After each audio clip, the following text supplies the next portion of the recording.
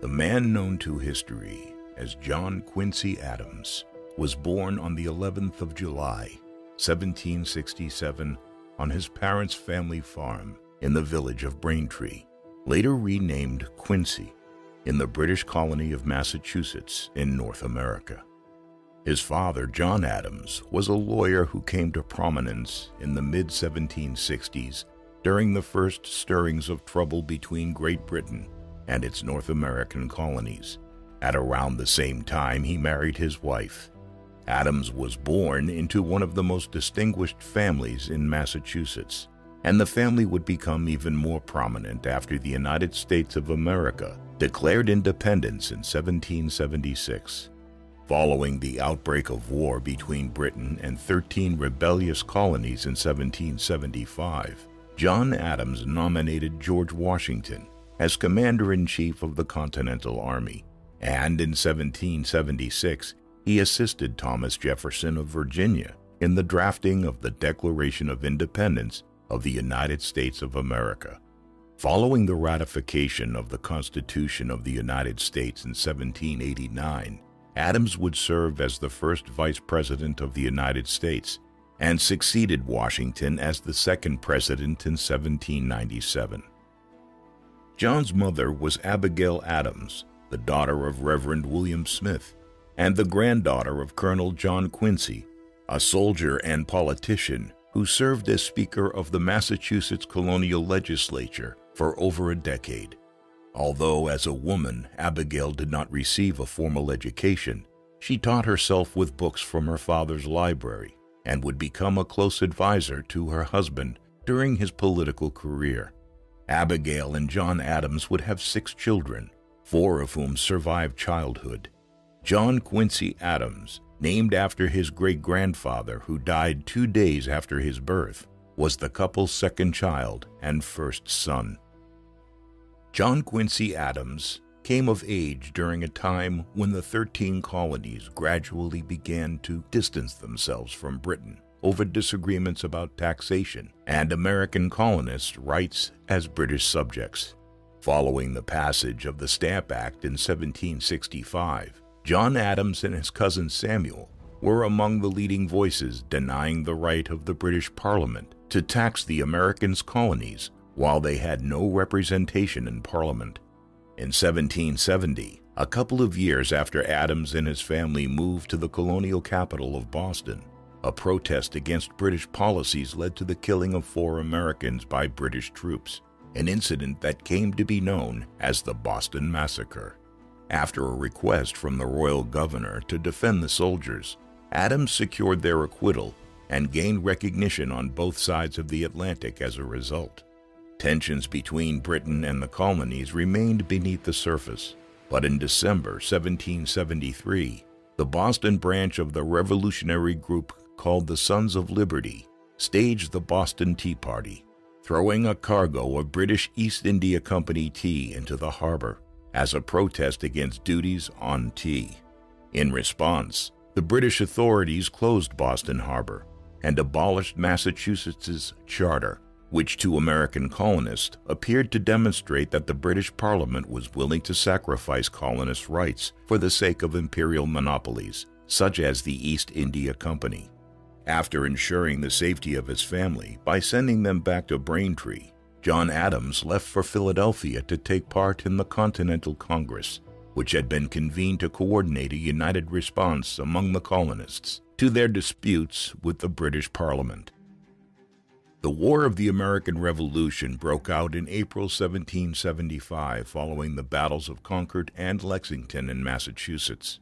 On the 17th of June, while his father was away in Philadelphia, the 7-year-old John Quincy Adams witnessed the Battle of Bunker Hill, during which the British Army captured the Charlestown Peninsula in Boston, but suffered twice as many casualties as the American militiamen. With her husband away on his political duties, Abigail took charge of her son's education by encouraging him to read from his father's library, while engaging the services of her cousin John Thaxter as his tutor in mathematics and science.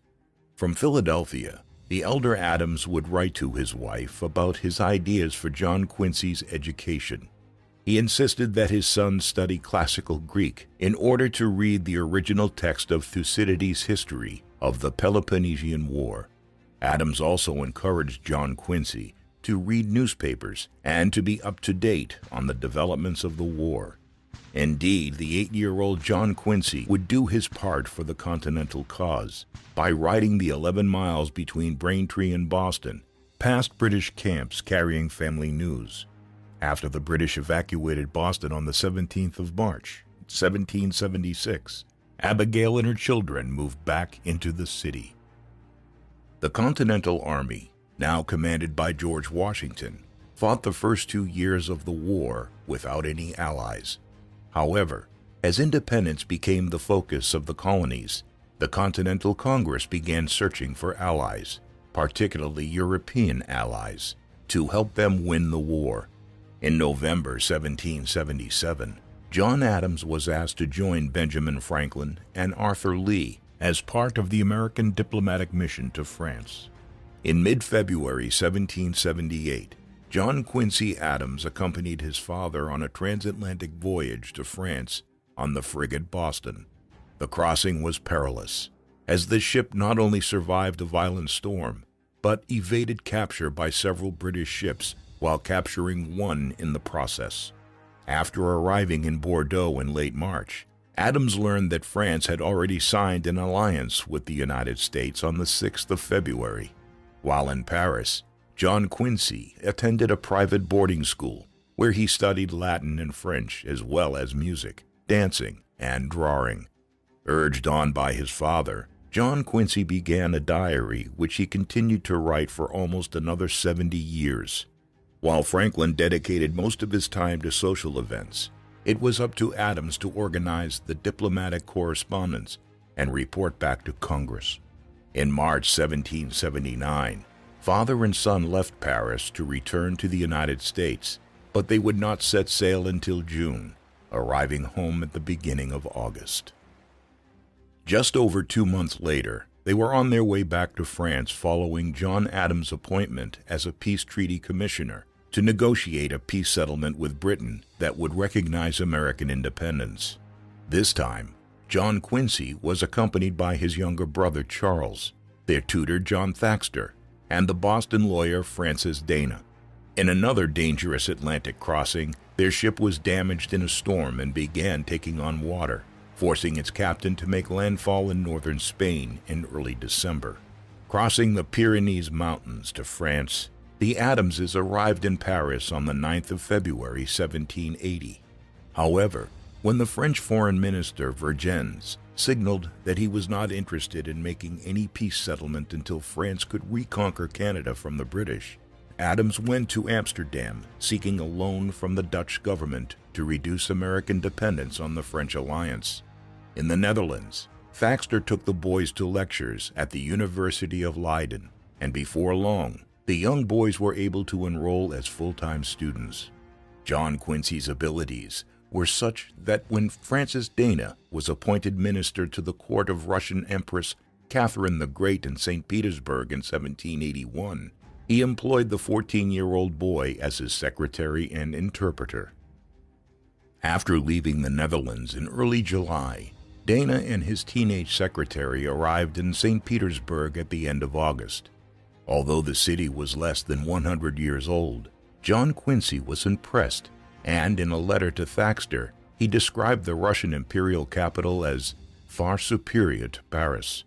As magnificent as the city may have been, the Russians refused to acknowledge Dana's diplomatic status, and even the news of Washington's decisive victory at Yorktown in October 1781 did not open any doors.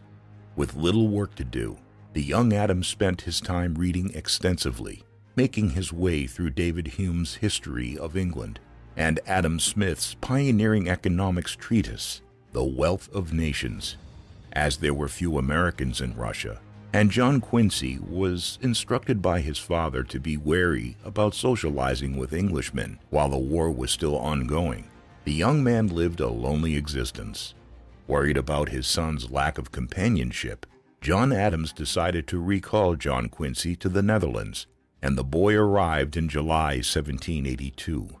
In August, after successfully negotiating a loan with the Dutch, Adams returned to Paris to join Franklin and John Jay in their peace negotiations with the British and appointed John Quincy as his own secretary. After reaching a preliminary agreement at the end of November 1782, a final peace was signed on the 3rd of September 1783, formally recognizing the independence of the United States. After the signing of the treaty, John Quincy joined his father in England, where he saw the sights of London and heard debates in Parliament featuring famed politicians such as Edmund Burke, Lord North, William Pitt the Younger, and Charles James Fox. In early 1784, the Adamses returned to Paris, where Thomas Jefferson, the primary author of the Declaration of Independence, had arrived to support Franklin in his ambassadorial duties. Jefferson was a close friend and associate of the elder Adams, and in Paris he developed a close relationship with John Quincy. The Adamses were also distinguished guests at the home of the Marquis de Lafayette, the young French soldier who had served as Washington's aide and fought at Yorktown during the Revolutionary War. In the spring of 1785, John Adams was appointed ambassador to Great Britain, but rather than return to London with his father, John Quincy decided it was time to complete his studies in the United States. After returning to American shores in July, he was interviewed by President Joseph Willard of Harvard College, only to be informed that he was not ready, and it was only in March 1786 that he passed his examination and was admitted as a junior. As a Harvard graduate himself, John Adams was keen to promote the prestige of the institution, whose academic reputation was nothing like it is in the modern day. During his 15 months at Harvard, John Quincy Adams did not learn much more than what he had already been taught at Leiden, and in July 1787, he graduated second in his class and began studying for a legal career under Theophilus Parsons, the future Chief Justice of the Massachusetts Supreme Court. In the meantime, John Adams requested to return home to the United States and arrived in Boston in June 1788, setting his eyes on John Quincy for the first time in 3 years. In the meantime, after widespread recognition that the existing Articles of Confederation did not give the U.S. federal government enough power to govern the country effectively, a constitutional convention met in Philadelphia to produce the Constitution of the United States, which was ratified on the 21st of June. In the presidential election that winter, George Washington was elected to the presidency, while John Adams was the runner-up and became the first vice president of the United States in April 1789. A year later, John Quincy Adams opened a law office in Boston after being admitted to the bar at the age of 23. As the son of the vice president, he expected to attract a large and wealthy client base, but was bitterly disappointed when business did not materialize. In early 1791, John Quincy was invited to the temporary capital at Philadelphia, where he joined his parents at dinner with George and Martha Washington. His brief visit to the federal capital inspired him to take part in ongoing national debates being published in various newspapers throughout the United States. In June, he began a series of essays under the pseudonym Publicola. In these essays, Adams criticized the celebrated patriotic writer Thomas Paine's latest pamphlet, The Rights of Man, which called for a revolution in England along the lines of the French Revolution of 1789. Although many Americans had welcomed the revolution for extending political liberties and freedoms, by 1791, the revolution had turned increasingly radical, and King Louis XVI and his family were effectively kept under house arrest at the Tuileries Palace.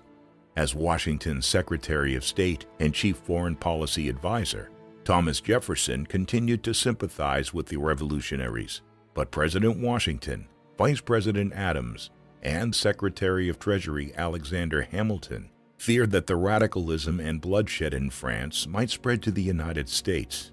Over time, Hamilton's supporters came to be known as Federalists, while the Jeffersonians adopted the label of Republicans. By contributing to the debate in his Publicola essays, John Quincy Adams entered the political limelight and soon became increasingly involved in Boston politics. When Braintree asked him for help in its efforts to be recognized as a town, Adams renamed his birthplace Quincy after his great-grandfather, Colonel John Quincy, while a banking crisis in Massachusetts delivered Adams a steady stream of legal work. In the meantime, the political violence in France showed no sign of stopping, and in January 1793, the radical Jacobin government executed King Louis at the guillotine. The regicide led to war with Great Britain in February, and France sought American help on the basis of the 1778 alliance. The French envoy, Edmond Charles Genet, was immensely popular among many in the American public and had Jefferson's support, but Washington and Hamilton sought to avoid war with Britain, its largest trading partner.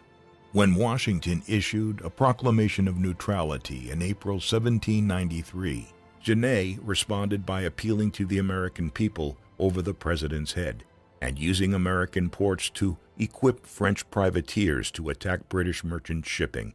Writing a series of newspaper articles under the pseudonym Columbus, Adams attacked the Frenchman's activities as highway robbery, while describing his lack of respect for the president as obnoxious. Adams' eloquent defense of Washington's neutrality policy made its way to the president's desk and led Washington to appoint him as minister to the Netherlands in 1794.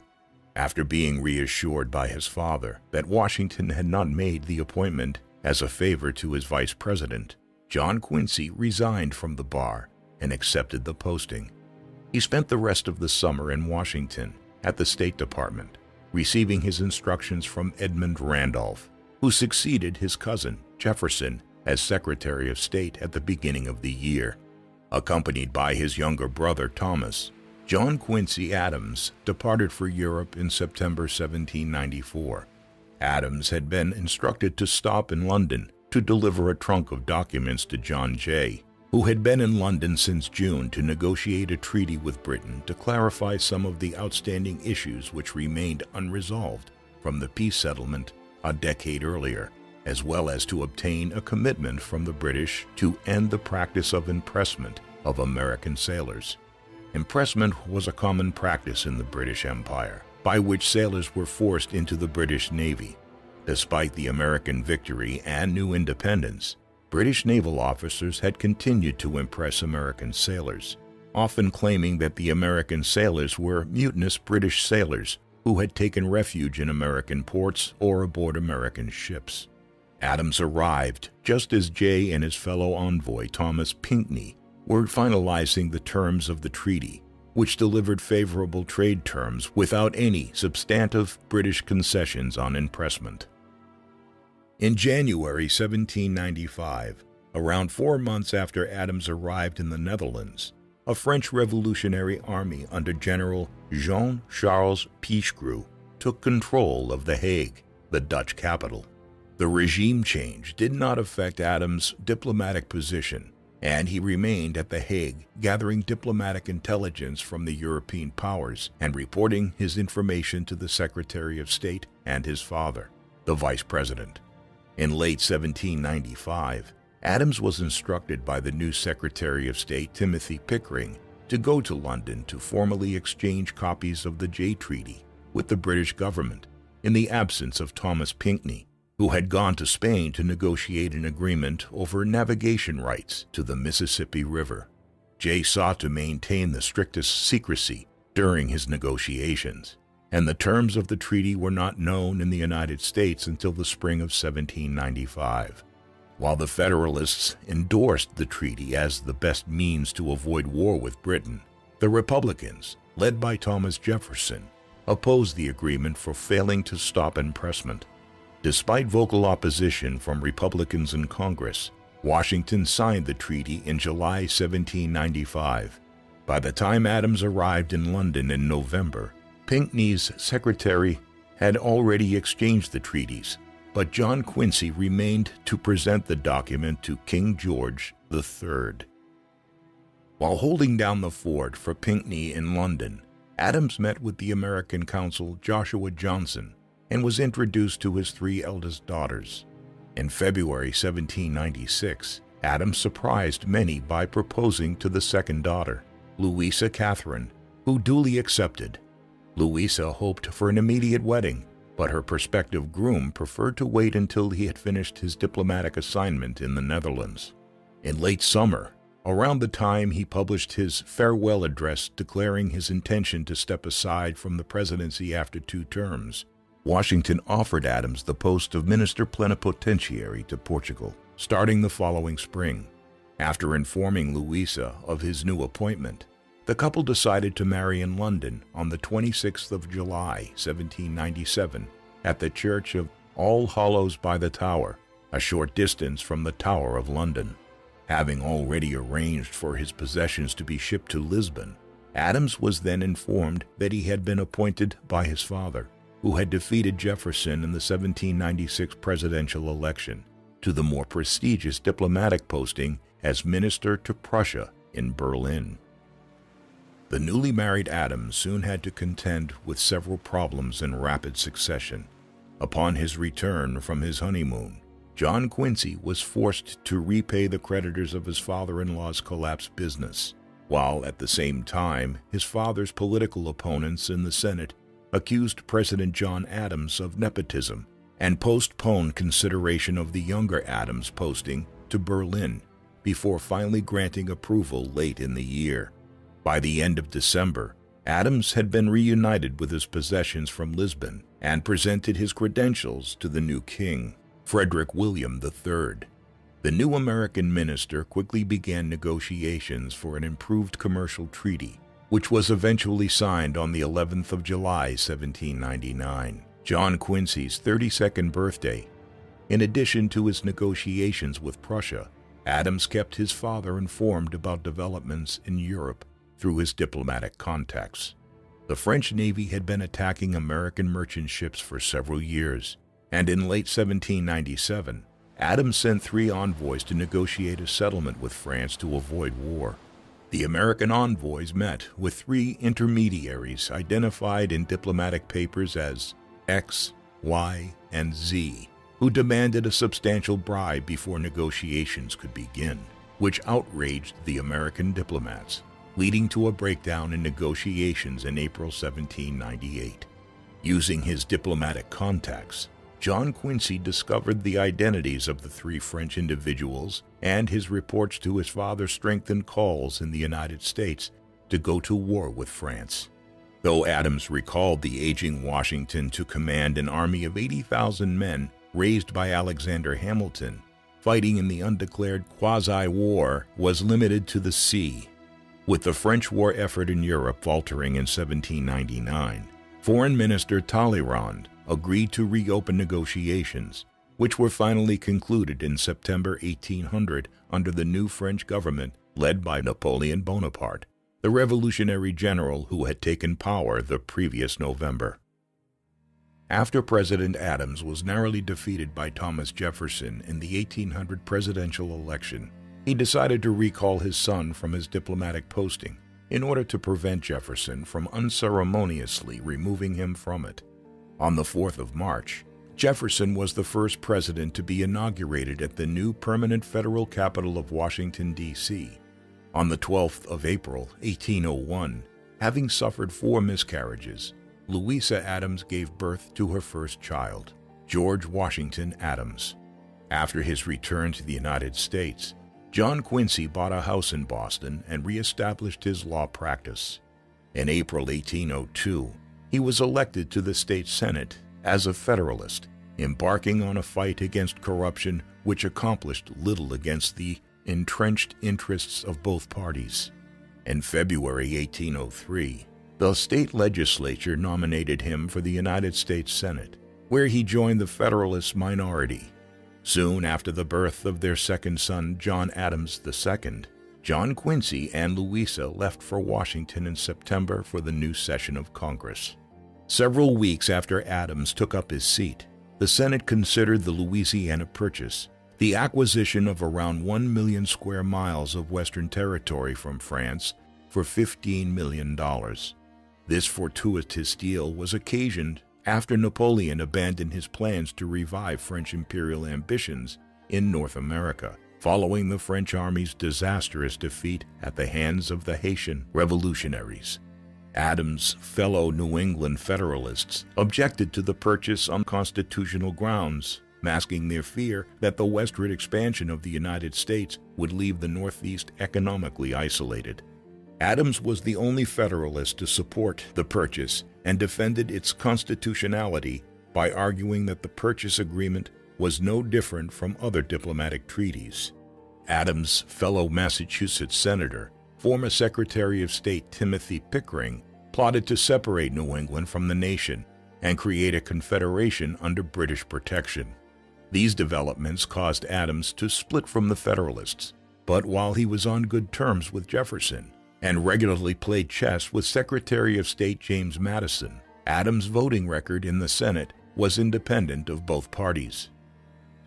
In 1804, President Jefferson sought to remove the Federalist-leaning Associate Justice Samuel Chase from the Supreme Court after Chase criticized Maryland's decision to give all white men the vote, with the warning that it would lead to mobocracy.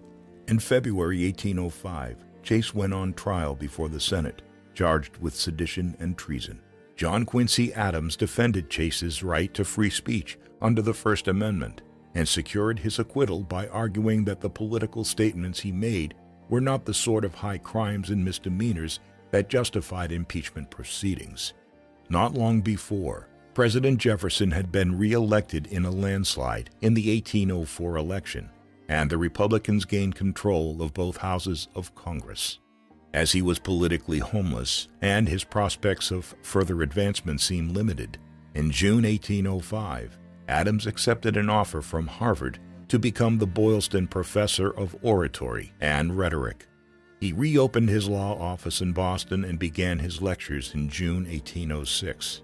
That same year, the British Navy began impressing American sailors more aggressively, and after failed negotiations at the end of the year, the Jefferson administration began to consider more forceful measures. Adams was the only Federalist in either house to support Jefferson's embargo of all foreign trade in December 1807, considering it the best way to avoid war with Britain, while ensuring that British actions did not go unpunished. Starved of British trade, America's industrial base in New England collapsed, and the Federalists blamed John Quincy for his part in helping Jefferson pass the embargo through the Senate. In May 1808, the Massachusetts Federalists responded by denying Adams' candidacy for re-election to the Senate the following year, causing Adams to resign from the Senate with immediate effect in June.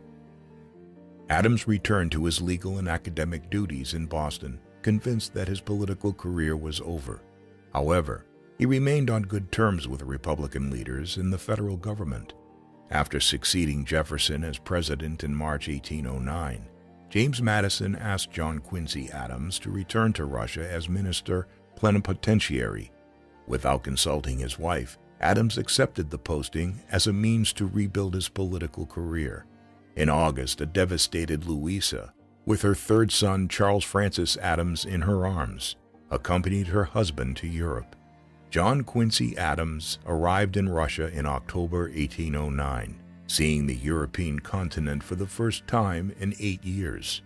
Much had changed in Europe during the intervening period after Napoleon had crowned himself Emperor of the French in December 1804.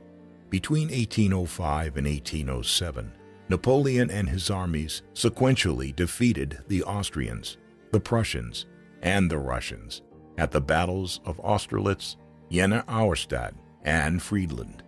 As far as Napoleon was concerned, Britain remained his most formidable enemy, and in 1806 he established his continental system to blockade continental ports to British trade. After Napoleon made peace with Tsar Alexander of Russia in 1807, and obliging the Russians to join the blockade, only Portugal and Sweden remained outside the continental system. At the same time, the Royal Navy was imposing a blockade on French ports and attacked all ships, including hundreds of Americans and Russian ones. Both the Russians and Americans had a common interest in supporting freedom of navigation on the seas against the Royal Navy. And unlike his previous experience in Russia 25 years earlier, Adams was received warmly by Chief Minister Nikolai Rumyantsev and Tsar Alexander I.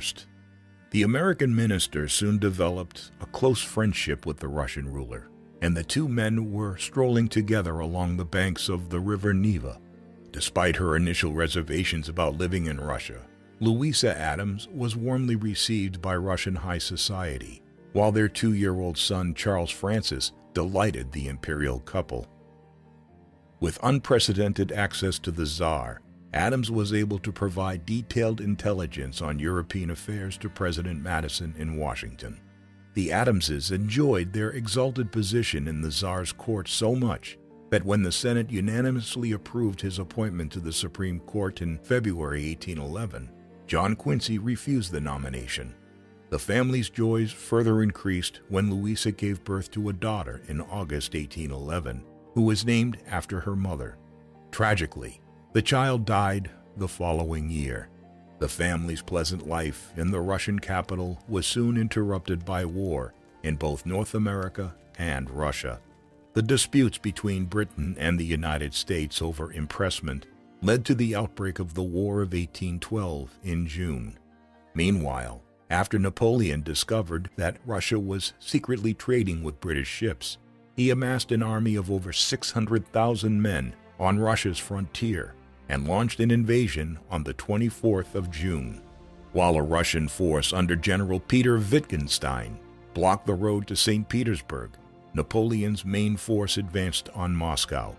In September, Adams attended a celebration following a report from Field Marshal Kutuzov of victory over Napoleon at Borodino, outside Moscow, only to receive news days later that the Russian army evacuated the city and allowed Napoleon to occupy the old capital. However, in little more than a month, Napoleon's dwindled force was running out of supplies and abandoned the city, retreating westwards in freezing winter conditions, closely pursued by Russian cavalry. At the end of the year, the Tsar hurried to join his generals at the front, eager not only to drive Napoleon out of Russian territory, but to put an end to his dominance over Europe. While the fighting in North America was on a much smaller scale than that in Russia, an American invasion in Canada in the summer of 1812 was defeated, prompting President Madison to request peace negotiations in September. When the British rejected the approach, Tsar Alexander offered Russian mediation, which was eagerly accepted by Madison but rejected once again by London.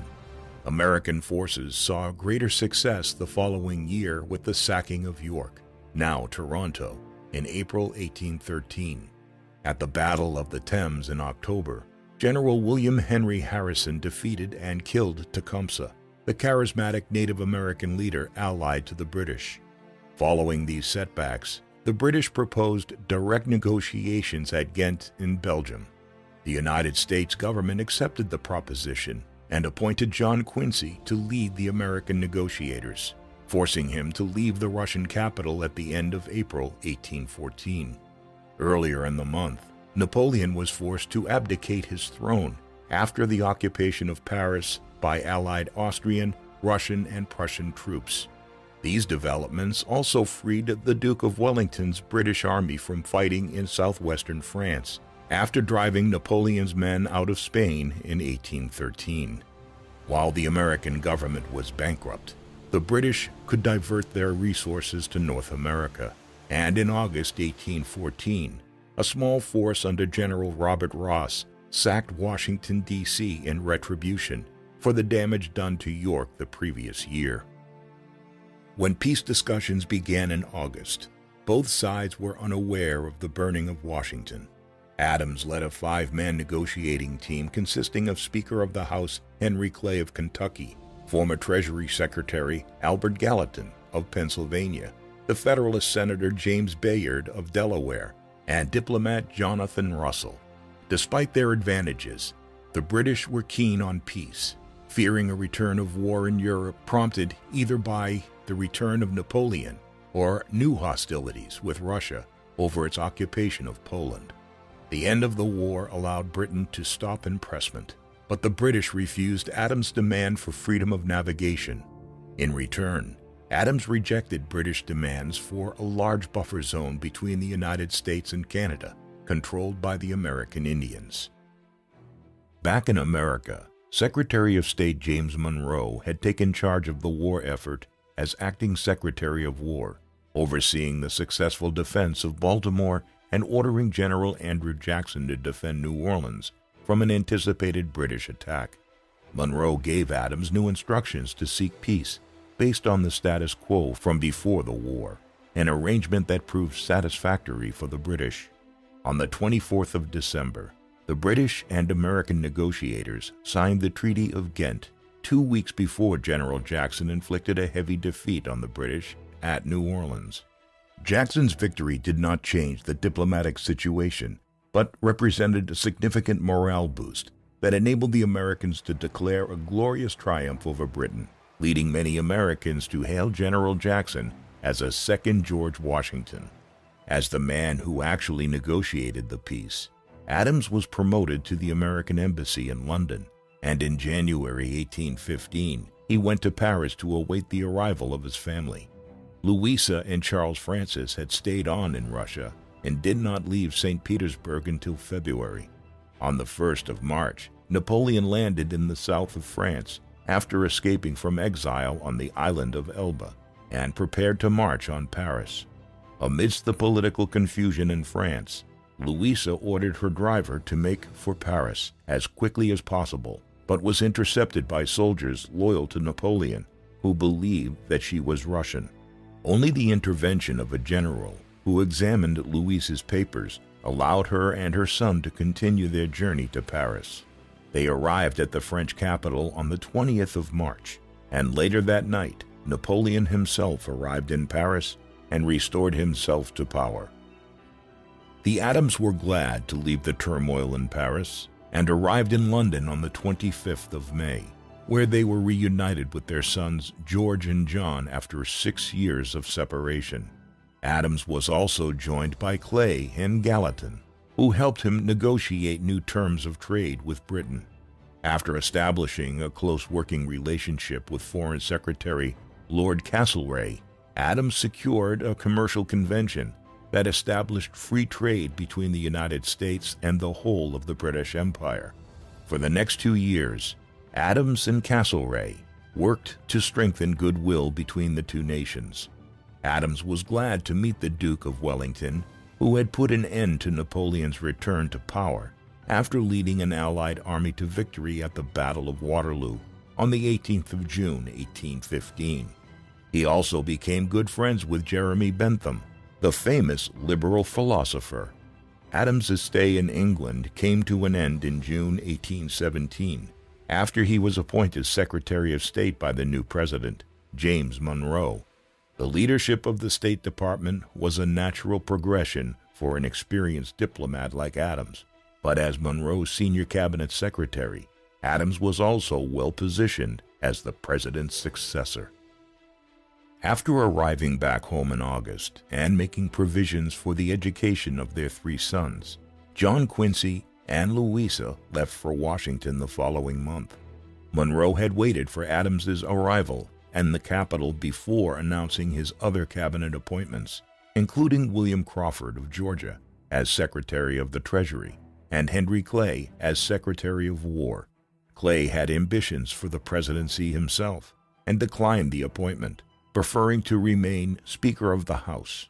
Monroe decided to appoint John Calhoun of South Carolina to the War Department instead.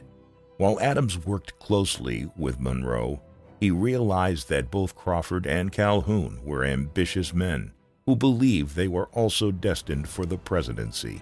Meanwhile, Henry Clay had established himself as the main opposition to the Monroe administration, moving to limit the budget of the State Department and prevent his former collaborator at Ghent from effectively exercising his functions. The work of a Secretary of State in the early American Republic extended far beyond that of foreign affairs, and he was tasked with preparing a report on weights and measures to inform the establishment of a standard system of weights and measures in the United States. Although the nation was officially at peace, tensions remained with the British along the northern frontier, while in the south, the Seminole Indians launched frequent raids across the border from Spanish Florida. Leveraging his relationship with Castlereagh, Adams secured a treaty with Britain that fixed the border between the United States and Canada by extending it westwards along the 49th parallel. In December 1817, Monroe ordered General Jackson to lead his Tennessee militia to bring the Seminoles under control. Jackson believed the only way to do this was to cross into Spanish Florida, and did so without clarification from the Monroe administration. The occupation of the Spanish settlements of St. Mark's and Pensacola in early 1818 outraged both the Spanish and the Monroe administration, which criticized Jackson for exceeding his instructions and risking war with Spain. Adams was the only member of the cabinet to support Jackson, sensing the opportunity to gain diplomatic leverage from the situation. President Monroe soon sided with John Quincy's views and authorized Adams to negotiate the cession of Florida with the Spanish minister, Don Luis de Onís y González. Adams's work on the negotiations over Florida was interrupted by news of his mother Abigail's death in October 1818, but by February 1819, Adams and Onís agreed a treaty that ceded Florida to the United States. As part of the treaty's provisions, the United States gave up claims to Texas, while the Spanish relinquished claims to the Pacific Northwest. King Ferdinand VII of Spain refused to ratify the agreement for 2 years, but the treaty was eventually exchanged in February 1821. Although Adams remained focused on foreign affairs, he could not avoid taking his part in the debates between the northern and southern states over the westward expansion of slavery. After Missouri applied for statehood in 1819, Congress divided along sectional lines as to whether to prohibit slavery in the new state. With their economies geared towards manufacturing and industry, the 11 free states in the North supported Missouri's admission as a free state. By contrast, the agricultural economies of the 11 slave states in the South were highly dependent on slave labor and supported the extension of the institution into Missouri. As each state sent 2 senators to the United States Senate, the body was equally divided between free and slave states, and the admission of Missouri would tilt the advantage to one side or the other. With the nation threatening to tear itself apart and Congress unsure whether it had the authority to ban slavery, Adams advised President Monroe that while the federal government could not interfere with slavery in the states where it existed, it had the constitutional authority to ban the practice in newly admitted states. Adams' advice informed the compromise whereby Missouri was admitted as a slave state, while Maine was split from Massachusetts and admitted as a free state. Additionally, slavery would be prohibited in the remaining territories acquired in the Louisiana Purchase north of Missouri's southern border.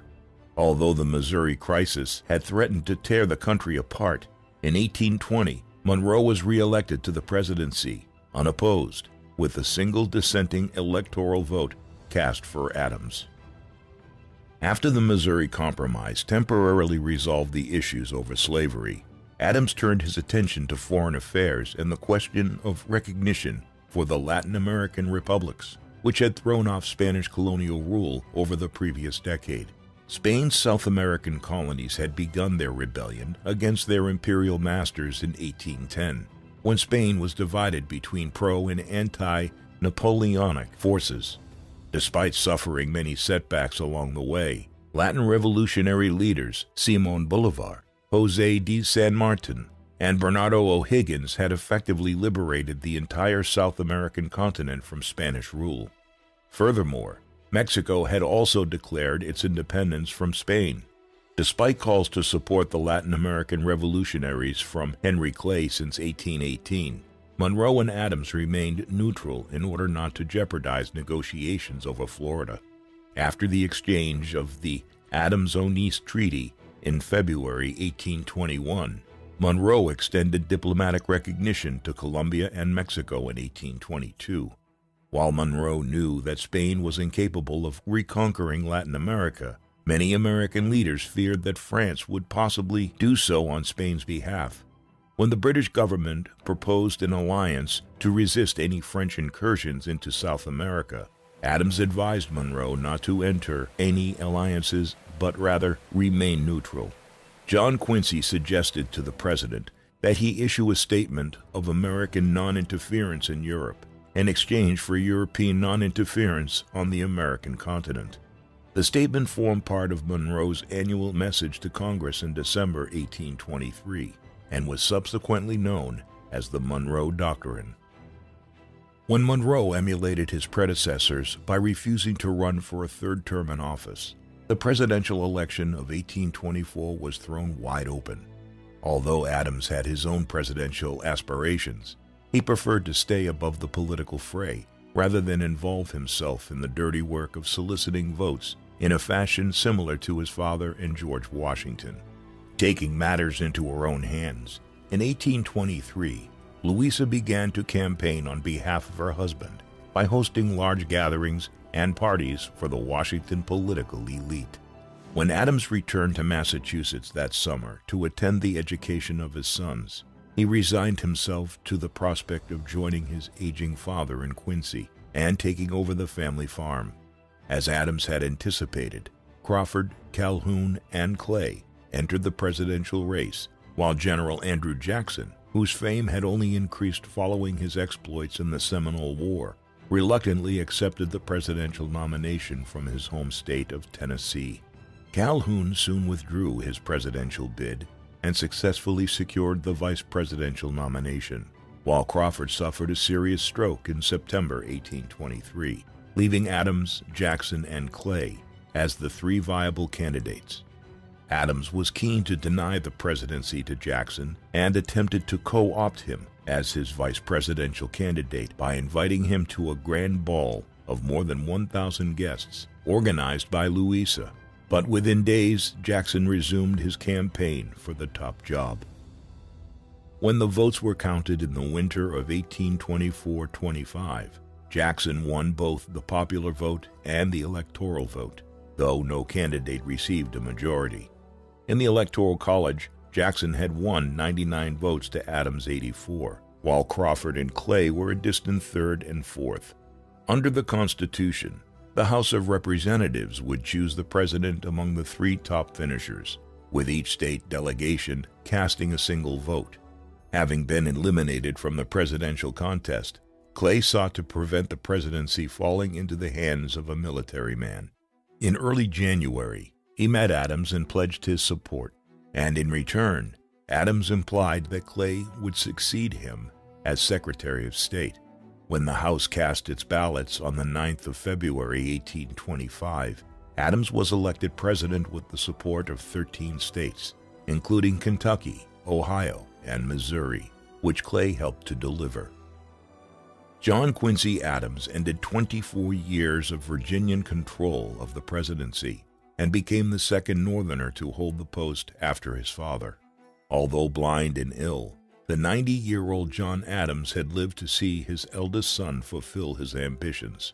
Within days of his election, Adams announced the appointment of Henry Clay as Secretary of State, fueling rumors from Jackson and Crawford supporters of a corrupt bargain between the two men.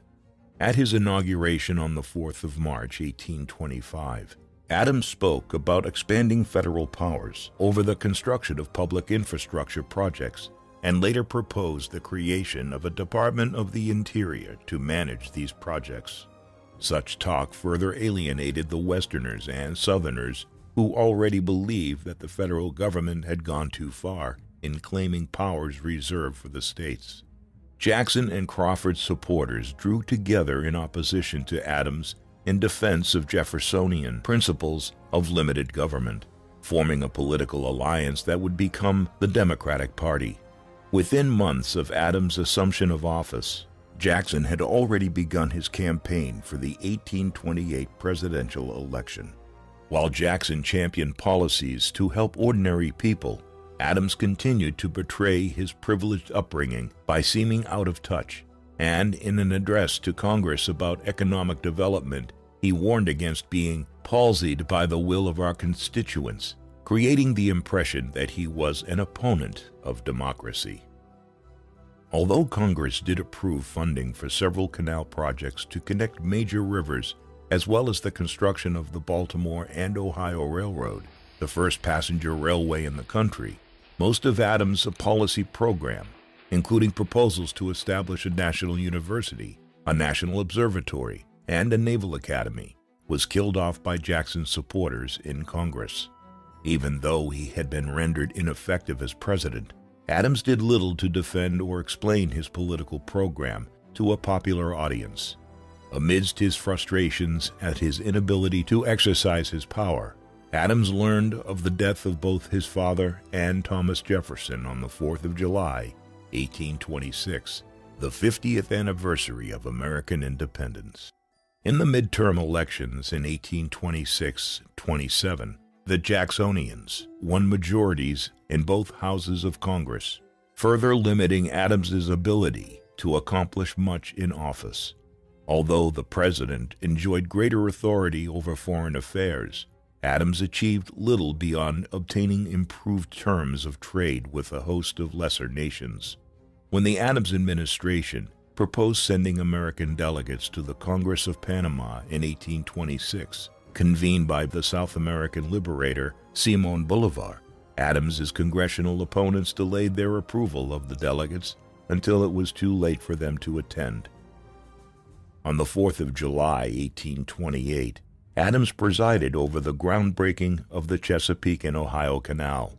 After repeated attempts to remove the ceremonial first shovel of dirt, the president took off his coat and successfully accomplished the task, drawing applause from a public audience for the first time in several months. Adams belatedly recognized that he had to win popular support if he were to have a second term in office, and authorized his supporters to campaign energetically on his behalf. In a bitter campaign, the president's supporters claimed that Jackson had married his wife, Rachel, while the latter was still married to her first husband, while the Jacksonians responded by attacking the English-born Louisa Adams.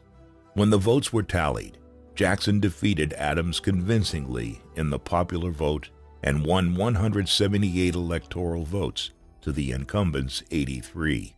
Adams's popularity had not been helped by his signing the Tariff of 1828, which protected the interests of manufacturers in the Mid-Atlantic and farmers in the West, while increasing prices in the South, where it was referred to as the Tariff of Abominations. When Andrew Jackson was inaugurated as President of the United States on the 4th of March, Adams was not in attendance. While preparing to return to Massachusetts, John Quincy and Louisa received news of the death of their firstborn son, George Washington Adams, who fell overboard while on a steamboat in a state of drunkenness on the 30th of April. George had been on his way to Washington to help his parents move when the tragedy occurred. Having left his grieving wife in the capital, Adams spent the next 18 months between Quincy and Washington, struggling to find a new purpose in life following the end of his presidency. In September 1830, after being asked to run for a seat in the House of Representatives, representing his native town in the upcoming elections, Adams agreed and was elected to the House in November, beginning one of the most successful and influential post-presidential careers in American history. While Congress was still in recess, in the summer of 1831, Adams was invited to deliver the 4th of July oration in Quincy, during which he attacked the doctrine of nullification, or the rights of states to invalidate federal laws. After being first proposed by Jefferson in 1798, the prospect of nullification had been revived in the essay South Carolina Exposition and Protest, authored anonymously in December 1828 by John Calhoun while serving as Adams' vice president. Calhoun retained the vice presidency during Jackson's first term and continued to champion states' rights to nullify federal law, a position which set him at odds with Jackson. In his 4th of July speech, Adams described state sovereignty as a hallucination and considered nullification an act of treason. A few days later, he delivered a eulogy for his predecessor James Monroe, who had become the third former president to die on the 4th of July. These speeches reminded Washington's elites of Adams' eloquence as a speaker, and the Jacksonians feared that he might seek a return to the presidency. In an attempt to sideline Adams, the Jacksonian speaker, Andrew Stevenson, appointed him chair of the Committee on Commerce and Manufacturers responsible for the tariff question, the only issue, apart from slavery, guaranteed to divide the country along sectional lines. Since the Missouri Compromise of 1820, Congress had gratefully set aside the divisive issue of slavery. In deference to the wishes of the southern slaveholding states, the House had traditionally remained silent on the issue of abolition. On the 5th of December, 1831, his first day in the House, Adams defied this convention by using his privilege as a committee chairman to present a series of petitions from Pennsylvania Quakers to abolish slavery and the slave trade in the Capital District of Columbia. Adams' intervention generated a roar of disapproval from the rest of the House, but the former president had decided that he would use his position in Congress to represent the national campaign for abolition. After mastering his committee's brief, he turned his attention to the equally controversial subject of tariffs and proposed a compromise tariff reducing duties to what he hoped would be a more acceptable level for the southern states. The tariff of 1832 failed to meet the expectations of South Carolina, and in November its governor called a convention which passed an ordinance of nullification, declaring federal tariffs void, while Calhoun resigned from the vice presidency to support nullification in the Senate. In response, President Jackson, who had recently been re-elected to a second term on a ticket with Martin Van Buren of New York, threatened to send federal troops to enforce the tariffs. In early 1833, Adams supported a bill that gave Jackson the authority to use military force, prompting South Carolina to back down. However, Adams refused to support the tariff of 1833, which further reduced duties to a more acceptable level for the South Carolinians. In October 1834, John Quincy and Louisa Adams mourned the loss of their second son, John Adams II, who died from the consequences of alcoholism, an affliction that claimed the lives of several family members, including his late brothers Charles and Thomas. In December 1835, Congress received news that a wealthy Englishman, James Smithson, had left a bequest of $500,000 to the United States to establish a research institution called the Smithsonian Institution. The House named Adams the chairman of the committee responsible for the management of Smithson's funds, and the former president saw an opportunity to partially realize his presidential ambitions of establishing a national university. After almost a decade of debate over whether the federal government had the right to establish such an institution, Adams eventually convinced both houses of Congress to support a bill creating the Smithsonian Institution, signed into law in August 1846. In May 1836, when the House considered 3 resolutions on slavery, Adams voted in favor of the first 2, which declared that Congress had no right to interfere in slavery in any of the states, and that it ought not to do so in the District of Columbia. The third resolution proposed that the House should not consider any petitions or proposals of any kind presented to it mentioning the issue of slavery or its abolition. When Speaker James K. Polk refused to recognize Adams in his repeated attempts to speak in the debate before the resolution was passed, the former president shouted, "Am I gagged or am I not?" causing the rule to be known as the gag rule. Adams and his fellow Northerners were outraged, and he found ways around the rule by presenting calls for abolition as prayers rather than petitions. After running out of procedural maneuvers, Adams defended the constitutional right of petition, only to have the House vote to deprive slaves of that right.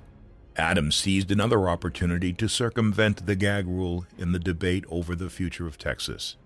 In 1835, American frontiersmen and some local Mexicans in Texas rebelled against the Mexican government's attempts to enforce the abolition of slavery, and won independence after defeating the Mexican army at the Battle of San Jacinto on the 21st of April, 1836.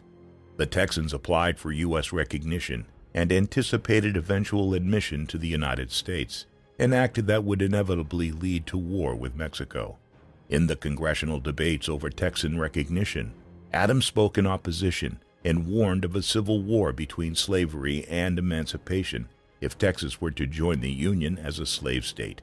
Adams was unable to prevent Congress from recognizing Texan independence, but President Jackson stopped short of annexation in order to avoid war with Mexico. After Martin Van Buren succeeded to the presidency in 1837, he continued to reject Texan annexation, and the issue of abolition returned to center stage. After the House reinstated the gag rule at the start of its new session, Adams continued to resist the rule and continued to speak about slavery while being shouted down and called to order by the Speaker. In 1839, the Southerners in the House moved to expel the former president from the body. When the House met in December 1839 after the midterm elections, it was equally divided between Van Buren's Democrats and the opposition Whig Party, and was unable to decide on a speaker.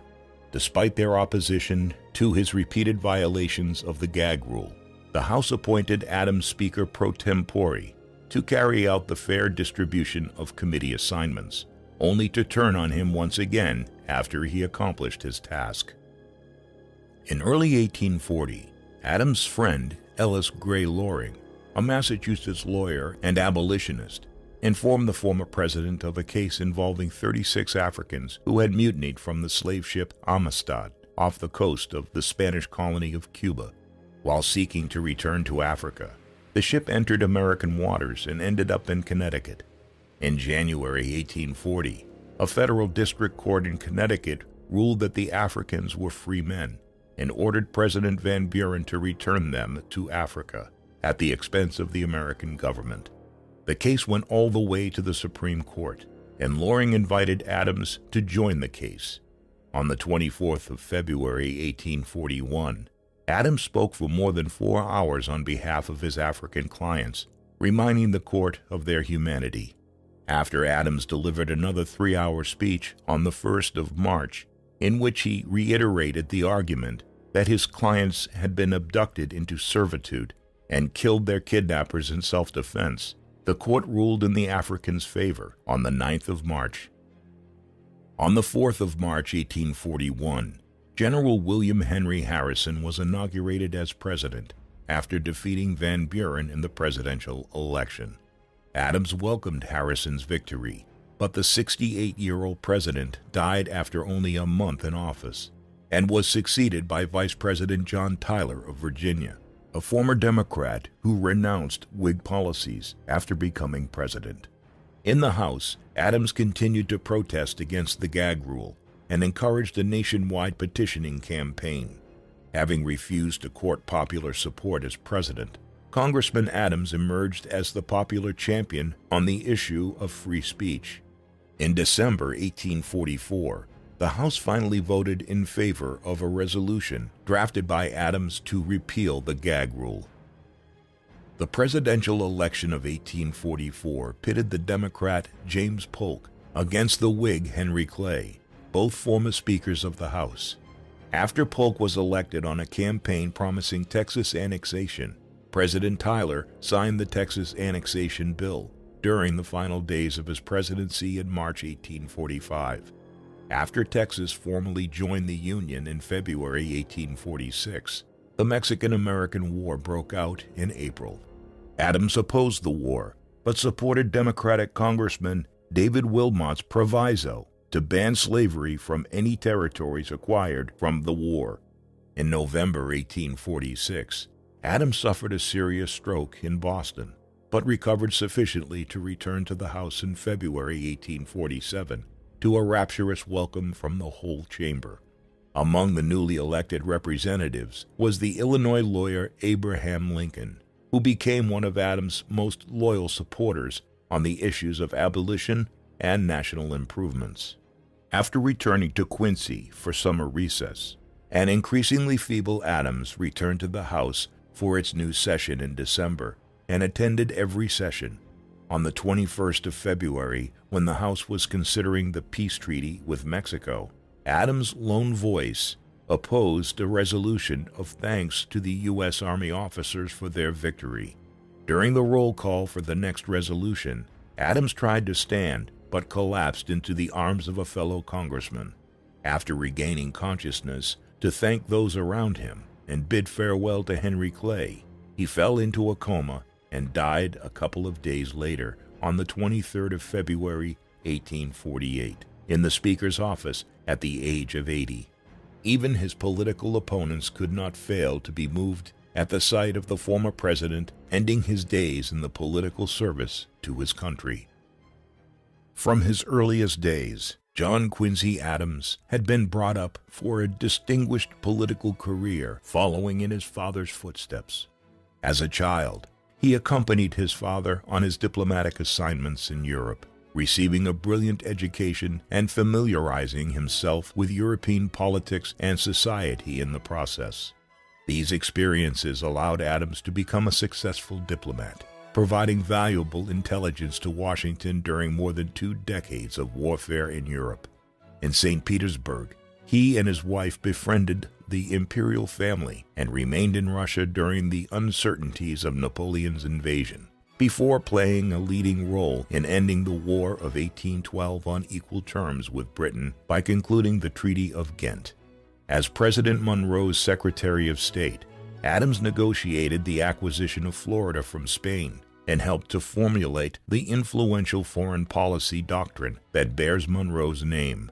He emulated his father by becoming president in 1825, but left office after a single term with few accomplishments to his name as a result of congressional obstructionism by supporters of his great rival, Andrew Jackson.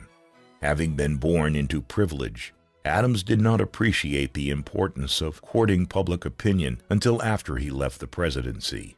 Despite his humiliations at the hands of the Jacksonian Democrats, Adams returned to Washington and spent the final 16 years of his life developing a reputation as a tribune of the people on the issue of slavery.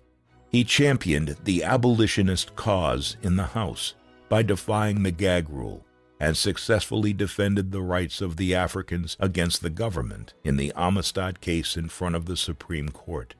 During his tenure in the House, Adams managed to achieve part of his presidential agenda by playing a key role in the founding of the Smithsonian Institution. Having dedicated almost his entire life to public service, Adams died in the House of Representatives. What do you think of John Quincy Adams? Was he one of the most effective diplomats in United States history, or were his diplomatic achievements mainly down to fortune and circumstance? And was he right to champion the cause of abolition in the House of Representatives at the cost of fueling sectional tensions in the country? Please let us know in the comments section. And in the meantime, thank you very much for watching.